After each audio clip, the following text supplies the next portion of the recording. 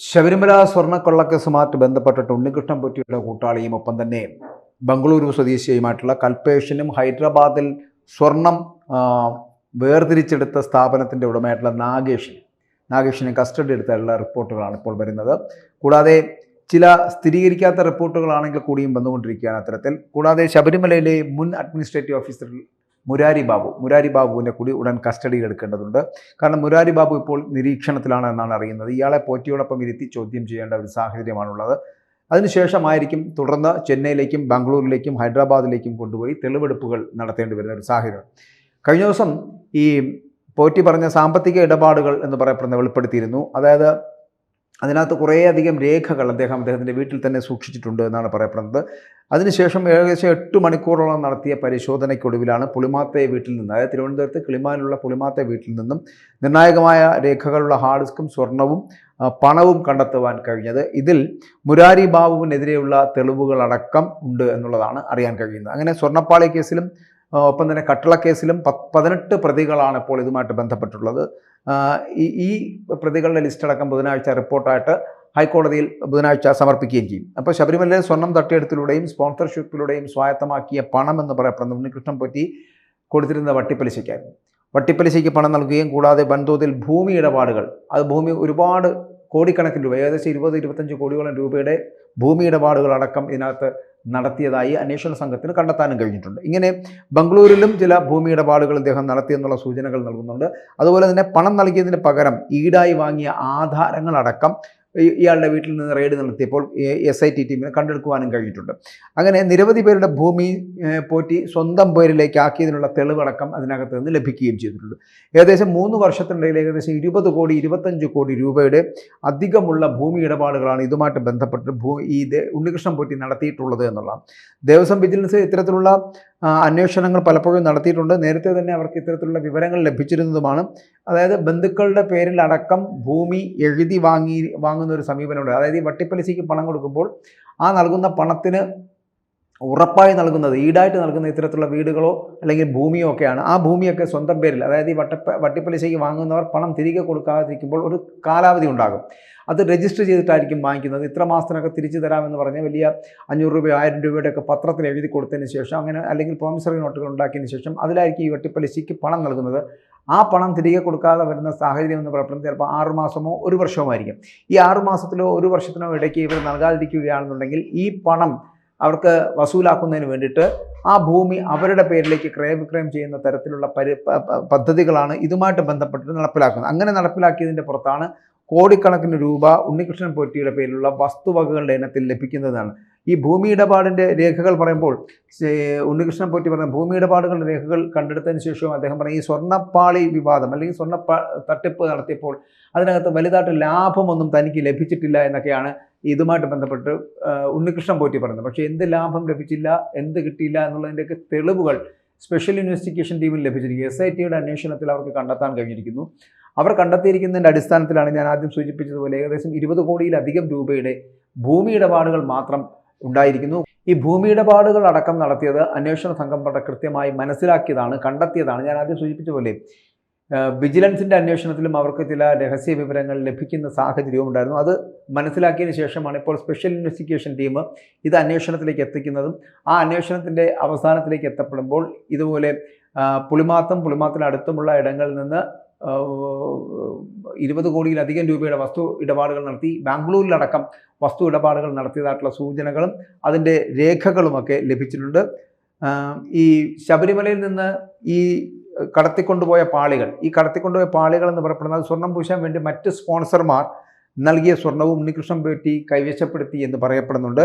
അതിനെ പണമാക്കി മാറ്റിയതായാണ് അറിയപ്പെടുന്നത്. ഒപ്പം തന്നെ ബിനാമി ഇടപാടും ഞാൻ സൂചിപ്പിച്ച പോലെ പലിശയ്ക്ക് പണം കൊടുക്കൽ ഇടപാടുകളുമൊക്കെ സാമ്പത്തിക ഇടപാടുകളുമൊക്കെ ഈ പൊറ്റിക്കുണ്ടായിരുന്നു. അത്തരത്തിലുള്ള സാമ്പത്തിക ഇടപാടുകൾ, തിരിമറികൾ ഒക്കെ ഇതിനകത്ത് ഇദ്ദേഹം നടത്തിയിരുന്നു. പിടിച്ചെടുക്കപ്പെട്ട ആഭരണങ്ങൾ എന്ന് പറയപ്പെടുന്നത് വീട്ടുകാർ ഉപയോഗിക്കുന്നവയാണ് എന്നുള്ളതാണ് വിവരം. ഇവ എന്ന് പറയപ്പെടുന്നത് വാങ്ങാനോ തയ്യാറാക്കാനോ ശബരിമലയിലെ സ്വർണം ഉപയോഗിച്ചിട്ടുണ്ടോ എന്നുള്ള അതിൻ്റെ ഉറവിടം കണ്ടെത്തേണ്ടതുണ്ട്, അത് ഉറപ്പാക്കേണ്ടതുണ്ട്.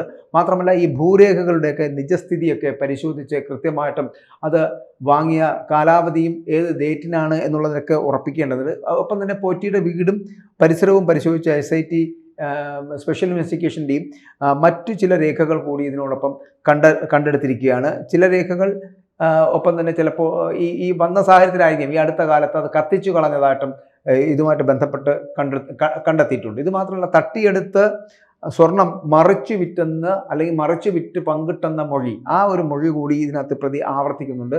അപ്പോൾ മറ്റുള്ള ഭീമന്മാർക്ക് ഇതുമായിട്ട് ബന്ധപ്പെട്ട് വന്ന പണം സ്വർണ്ണമായിട്ടല്ലാതെ പണമായിട്ട് നൽകിയിട്ടുണ്ട്. കാരണം ഇതിനെ മറിച്ചു വിറ്റ് തട്ടിയെടുത്ത സ്വർണത്തിനെ മറിച്ചു വിറ്റ് അതിൽ നിന്ന് ലഭിക്കുന്ന പണത്തിനെ പലതായിട്ട് പങ്കുവെച്ച് പലർക്കും, അതാണ് ഞാൻ ആദ്യം സൂചിപ്പിച്ചത്, ഇതിനകത്ത് ഉന്നതന്മാരുണ്ട്. ഇപ്പോൾ ഈ മുനാരി ബാബു അടക്കം അല്ലെങ്കിൽ കൽപേഷും നാഗേഷും അടക്കമുള്ളവരിൽ ഒതുങ്ങാതെ ഇത് കുറച്ചുകൂടി ഉന്നതരിലേക്ക് എത്തേണ്ടതുണ്ട്. അപ്പോൾ ഇതിൻ്റെ അന്വേഷണം പൂർത്തിയാകുന്ന മുറയ്ക്കായിരിക്കും ഇതിൻ്റെ യഥാർത്ഥ സ്കൽപ്പേഴ്സ് നമുക്ക് ഇതിന് മുമ്പിൽ എത്തിക്കാൻ കഴിയുക. അപ്പോൾ ഇതിനകത്ത് ഈ ഉണ്ണികൃഷ്ണൻ പോറ്റി മാത്രമായിരിക്കില്ല, മുരാരി ബാബു അടക്കമുള്ള കൽപേഷും നാഗേഷും ഒക്കെ ഇതിൻ്റെ പിന്നാമ്പുറത്താണെങ്കിലും ഇതിനു വേണ്ടി ഒത്താശ ചെയ്തവർ, ഇത് ചെയ്യാൻ വേണ്ടിയിട്ട് നടപടികൾ ഒന്നും സ്വീകരിക്കാതെ ഇവരോടൊപ്പം നിന്നവർ, അതാരാണ് എന്നുള്ളതിലേക്കാണ് ഇനി എത്തേണ്ടത്. അതിന് ഞാൻ ആദ്യം സൂചിപ്പിച്ചതുപോലെ, നമ്മൾ പല വാർത്തകളും നൽകിയ പോലെ പലപ്പോഴും മുരാരി ബാബുവിൻ്റെ അടക്കമുള്ള ഇടപെടൽ എന്ന് പറയപ്പെടുന്നത് അത് ഈ അദ്ദേഹം അഡ്മിനിസ്ട്രേറ്റീവ് ഓഫീസർ ആയിരുന്നപ്പോൾ തിരുവിതാംകൂർ ദേവസ്വം ബോർഡിൻ്റെ അഡ്മിനിസ്ട്രേറ്റീവ് ഓഫീസർ ആയിരുന്ന കാലഘട്ടത്തിൽ അദ്ദേഹം നടപ്പിലാക്കുകയും അദ്ദേഹം സ്വീകരിക്കുകയും ചെയ്ത നടപടികൾ ഇതിനനുകൂലമായിട്ടായിരുന്നു. അപ്പോൾ അദ്ദേഹത്തിൻ്റെ ബന്ധം, ഒപ്പം തന്നെ ഈ ഉണ്ണികൃഷ്ണൻ പോറ്റിയുടെ ബന്ധം എന്ന് പറയപ്പെടുന്നത്, ഉണ്ണികൃഷ്ണൻ പോറ്റി പറയുന്നുണ്ട് അദ്ദേഹത്തിന് എല്ലാവരുമായിട്ടും, മന്ത്രിമാരുമായിട്ടും ദേവസ്വം ബോർഡ് ഉദ്യോഗസ്ഥന്മാരുമായിട്ടും ദേവസ്വം ബോർഡ് പ്രസിഡന്റുമായിട്ടൊക്കെ വളരെ വലിയ ബന്ധമാണ് എന്ന് തന്നെ പറയുന്നുണ്ട്. അപ്പോൾ ഈ സാമ്പത്തിക ഇടപാടുകളൊക്കെ നടത്തിയിട്ടുണ്ടെങ്കിൽ അതിന് പിന്നിൽ ഈ മന്ത്രിമാരുമായിട്ടോ അല്ലെങ്കിൽ അന്നത്തെ ദേവസ്വം ബോർഡിൻ്റെ പ്രസിഡന്റുമാരുമായിട്ടോ ഒക്കെ ആ ബന്ധത്തിൻ്റെ പുറത്തായിരിക്കണമല്ലോ ഇതൊക്കെ നടപ്പിലാക്കിയിരിക്കുന്നത് എന്നുള്ള സാമാന്യ ബുദ്ധിയുള്ള സാമാന്യ ജനത്തിന് മനസ്സിലാകുന്ന കാര്യവുമാണ്. അപ്പോൾ ഇത്തരത്തിൽ പലപ്പോഴും പല ചോദ്യം ചെയ്യലുകളിലും അദ്ദേഹം പറഞ്ഞിട്ടുണ്ട്, പണം നൽകിയതിന് പകരമായിട്ട് ഈടായിട്ട് അദ്ദേഹം ഈ വസ്തുവകകൾ സ്വീകരിച്ചിട്ടുണ്ട് എന്നുള്ളത് മാത്രമല്ല പലരുമായിട്ടും അടുത്ത ബന്ധമുണ്ടായിരുന്നു എന്ന് കൂടി അദ്ദേഹത്തിൻ്റെ മൊഴികളിൽ പറയുന്നുണ്ട്. അത് കടകംപള്ളി സുരേന്ദ്രനുമായിട്ടുള്ള ബന്ധമുണ്ട് എന്ന് പറയപ്പെടുന്നുണ്ട്. ഒപ്പം തന്നെ ഈ മുരാരി ബാബുമായിട്ടുള്ള ബന്ധമുണ്ട് എന്ന് പറയപ്പെടുന്നുണ്ട്. ഇങ്ങനെ ഈ അന്നത്തെ പ്രസിഡന്റായിട്ടുള്ള പത്മകുമാറുമായിട്ടും വാസുവുമായിട്ടൊക്കെ ബന്ധമുണ്ട് എന്ന് തന്നെയാണ് അദ്ദേഹത്തിൻ്റെ മൊഴികളിൽ പറയുന്നതായിട്ടുള്ള റിപ്പോർട്ടുകൾ വരുന്നത്. അങ്ങനെ എല്ലാവരുമായിട്ടും CPM-ൻ്റെ എല്ലാ നേതാക്കളുമായിട്ടുള്ള വലിയ ബന്ധം ഉണ്ട് എന്ന് സൂചിപ്പിക്കുന്നുണ്ട്. മാത്രമല്ല ഇതിനകത്ത് മറച്ചു വയ്ക്കാനൊന്നുമില്ല എന്നുള്ള തരത്തിലുള്ള മൊഴികൾ തന്നെയാണ് ഇപ്പോൾ പുറത്തു വരുന്നത്. കാരണം ഇനി അദ്ദേഹത്തിന് അറിയാം, ഇനി പിടിച്ചു നിൽക്കാൻ ഉണ്ണികൃഷ്ണൻ പോറ്റി കഴിയില്ല എന്നുള്ള സാഹചര്യത്തിലേക്ക് എത്തിക്കഴിഞ്ഞു. ഇനി വളരെ കൃത്യമായിട്ടുള്ള തെളിവുകൾ നൽകുക, കാര്യങ്ങൾ പുറത്തു പറയുക, അതിനുശേഷം മാത്രമേ മുന്നോട്ട് പോകാൻ കഴിയൂ. ആ ഒരു സാഹചര്യത്തിൽ ഇനി എന്താണ് ചെയ്യാൻ കഴിയുക എന്നുള്ളത് തീരുമാനിക്കേണ്ടത് സർക്കാരാണ്. ഏത് തരത്തിലുള്ള നടപടികളാണ് ഇതിനു മുമ്പുള്ളവർക്ക് അല്ലെങ്കിൽ ഇതുമായിട്ട് ബന്ധപ്പെട്ട് ഈ സ്വർണ്ണപ്പാളി വിവാദവുമായിട്ട് ബന്ധപ്പെട്ടിട്ട് കൂട്ടുചേർന്നിട്ടുള്ളവർക്ക് കൂട്ടുപ്രതികൾക്ക് നൽകേണ്ടത് എന്നുള്ളത് സ്വീകരിക്കേണ്ടത്. ഇത് മാത്രമല്ല, ഇതിനകത്ത് മറ്റൊരു കാര്യം, ഈ മുരാരി ബാബു അടക്കമുള്ളവരുടെ ഒരു ഇതിനകത്തുള്ള ഇൻവോൾവ്മെൻ്റ് എന്ന് പറയപ്പെടുന്നത് വളരെ വലുതാണ്. കാരണം അദ്ദേഹം അഡ്മിനിസ്ട്രേറ്റീവ് ഓഫീസറായിരിക്കുന്ന സമയത്താണ് ഈ പരിപാടി നടപ്പിലാകുന്നത്. ആ സമയത്തിന് ഇത് നടപ്പിലാക്കുമ്പോൾ ഇതിനകത്ത് ഈ അഡ്മിനിസ്ട്രേറ്റീവ് ഓഫീസർ അറിയാതെ അവിടെ ഒന്നും നടക്കില്ല. ഭരണ ചുമതല വഹിക്കുന്ന ഒരാൾക്ക് ഇതൊന്നും അറിയില്ലെങ്കിൽ പിന്നെ ആർക്കാണ് ഇതൊക്കെ അറിയാൻ കഴിയുക എന്നുള്ളത്. അതുകൊണ്ട് തന്നെ ഉണ്ണികൃഷ്ണൻ പോറ്റിയെ ഒന്നാം പ്രതി ആക്കിയത് പോലും തെറ്റാണോ എന്ന് ചിന്തിക്കേണ്ടിയിരിക്കുന്നു. കാരണം ഒന്നാം പ്രതിയുടെ പട്ടികയിലേക്ക് വരുമ്പോൾ ഈ മുരാരി ബാബുവിന് അടക്കമുള്ളവരെ കൂടി ആ പ്രതിപട്ടികയിലേക്ക് കൊണ്ടുവരേണ്ടതുണ്ട്. നമ്മൾ കഴിഞ്ഞ ദിവസമൊക്കെ പറഞ്ഞ പോലെ 15-18ഓളം വരുന്ന പ്രതികളുടെ പട്ടികയാണ് ഇപ്പോൾ തയ്യാറാക്കിയിരിക്കുന്നത്. ആ പ്രതിപട്ടികയിൽ നിന്ന് സ്ഥാനമാനങ്ങൾ മാറി മുന്നോട്ട് വരേണ്ട ചില വിദ്വാൻമാർ ഇതിനകത്തുണ്ട്. അത്തരത്തിലുള്ള ബിരുദന്മാർക്ക് ഇതിനകത്ത് സ്വർണ്ണപ്പാളി വിവാദത്തിനകത്ത് അല്ലെങ്കിൽ ശബരിമലയിലെ സ്വർണവുമായി ബന്ധപ്പെട്ട് വരുന്ന വിവാദങ്ങളിൽ ഇവർക്ക് എന്തുമാത്രം നേട്ടമുണ്ടായിട്ടുണ്ട്, ഇവർ ഏത് തരത്തിലാണ് അയ്യപ്പൻ്റെ സ്വർണം അടിച്ചു മാറ്റി വിറ്റത് അല്ലെങ്കിൽ അതിന് കൂട്ടുനിന്നത്, ആ പരിപാടിക്ക് ഇത്തരത്തിലുള്ള സ്വർണ്ണക്കൊള്ളയ്ക്ക് കൂട്ടുനിന്നവരിൽ ആരൊക്കെ ഉണ്ട്, അവർക്ക് ഏതൊക്കെ തരത്തിലുള്ള ലാഭം ലഭിച്ചിട്ടുണ്ട്, ആരും അറിയില്ല. വിശ്വാസികൾ പോലും നോക്കാത്ത തരത്തിലുള്ള ഒരു സ്ഥിതിവിശേഷമായിരിക്കും ഉണ്ടാകുക എന്ന് പ്രതീക്ഷിച്ചിരുന്നിടത്താണ് സാക്ഷാൽ അയ്യപ്പൻ തന്നെ ഇത്തരത്തിലൊരു മാറ്റം ഉണ്ടാക്കിയെടുക്കുന്നതും ഇങ്ങനെയുള്ള ഒരു കണ്ടെത്തലിലേക്ക് ഇതിനെ കൊണ്ടെത്തിക്കുന്നതും എന്ന് തന്നെയാണ് ഇപ്പോൾ വിശ്വാസ സമൂഹം മനസ്സിലാക്കുന്നത്. കാരണം ഇവിടെ വിശ്വാസികളെ മാറ്റി നിർത്തിക്കൊണ്ട് ശബരിമലയിലേക്ക് എത്തപ്പെടുന്ന അയ്യപ്പ ഭക്തർ കാണിക്കയായി നൽകുന്ന എന്തും, അത് സ്വർണ്ണമാകട്ടെ, വെള്ളിയാകട്ടെ, വൈഡൂര്യമാകട്ടെ, രത്നങ്ങളാകട്ടെ, പണമാകട്ടെ, ഇനി ഏത് തരത്തിലുള്ള സാധനങ്ങളാണെങ്കിലും അത് മാക്സിമം അവിടെ നിന്ന് അടിച്ചു മാറ്റി കൊണ്ടുപോവുക എന്നൊരു ലക്ഷ്യം ഇവിടെ കാലാകാലങ്ങളായി ഭരിച്ചിരുന്ന ചില ആൾക്കാർക്ക് ഉണ്ടായിരുന്നു എന്നുള്ളത് സത്യമാണ്. അതിൽ ഭൂരിപക്ഷം വരുന്ന ഈ ദേവസ്വം ബോർഡ് ഉദ്യോഗസ്ഥരും ദേവസ്വം ബോർഡ് പ്രസിഡന്റുമാരും ദേവസ്വം ബോർഡ് മന്ത്രിമാരും ഒക്കെ അതിനകത്ത് നിന്ന് കൈയിട്ട് വാരിയിട്ടുണ്ട് എന്നുള്ള കാര്യത്തിൽ സംശയവുമില്ല. അതുകൊണ്ട് തന്നെയാണ് പലരും ഈ ദേവസ്വം ബോർഡ് മന്ത്രിസ്ഥാനങ്ങളിലേക്കും ദേവസ്വം ബോർഡ് പ്രസിഡന്റ് സ്ഥാനങ്ങൾക്കും വേണ്ടി ഇങ്ങനെ ആവേശം കൊണ്ട് ആക്രാന്തം കൊണ്ടെത്തുന്നത്. ചിലപ്പോൾ ഒന്ന് ശ്രമിച്ചിരുന്നുവെങ്കിൽ ഈ 2025 നവംബർ 13 അവസാനിക്കുന്ന കാലാവധിയിൽ, അതായത് PS പ്രശാന്ത്, ഇപ്പോഴത്തെ നിലവിലെ പ്രശാന്ത് എന്ന് പറയപ്പെടുന്ന തിരുവിതാംകൂറിൻ്റെ ദേവസ്വം ബോർഡ് പ്രസിഡന്റ് സ്ഥാനമൊഴിയുന്ന സാഹചര്യത്തിൽ മുരാരി ബാബുവിനായിരുന്നതിനെ സാധ്യത ദേവസ്വം ബോർഡ് പ്രസിഡന്റ് സ്ഥാനത്തേക്ക് എത്താൻ. അതായത് ഇങ്ങനെ കോടികൾ അടിച്ചു മാറ്റുന്ന കാട്ടുകള്ളന്മാർ പോലും ഈ ദേവസ്വം ബോർഡ് പ്രസിഡന്റ് സ്ഥാനത്തിലേക്ക് എത്തപ്പെടാനുള്ള സാധ്യതയാണ് അവിടെ കൽപ്പിക്കുന്നത്. അത് NSSൻ്റെ വൈസ് പ്രസിഡന്റ് കൂടിയായ സാഹചര്യത്തിൽ NSSൻ്റെ ഒരു നോമിനിയായിട്ടായിരിക്കും ഈ മുരാരി ബാബുവിനെ ഇവിടെ ഈ തിരുവിതാംകൂർ ദേവസ്വം ബോർഡ് പ്രസിഡന്റ് സ്ഥാനത്തേക്ക് എത്തിക്കുക എന്നുള്ളതാണ്. അതിനു വേണ്ടിയിട്ട് തന്നെയാണ് പിണറായി വിജയനോടൊപ്പം കൂട്ടുചേർന്നുകൊണ്ട് ഈ അയ്യപ്പ സംഗമത്തിലടക്കം പങ്കെടുക്കുകയും അയ്യപ്പ സംഗമത്തിലേക്ക് സുകുമാരൻ നായരെ അടക്കം കൊണ്ടെത്തിക്കുകയും ചെയ്തതിന് പിന്നിൽ മുരാരി ബാബുവും KB ഗണേഷ് കുമാറും അടക്കമുള്ള നായന്മാരുണ്ട് എന്നുള്ള കാര്യത്തിൽ സംശയമില്ല.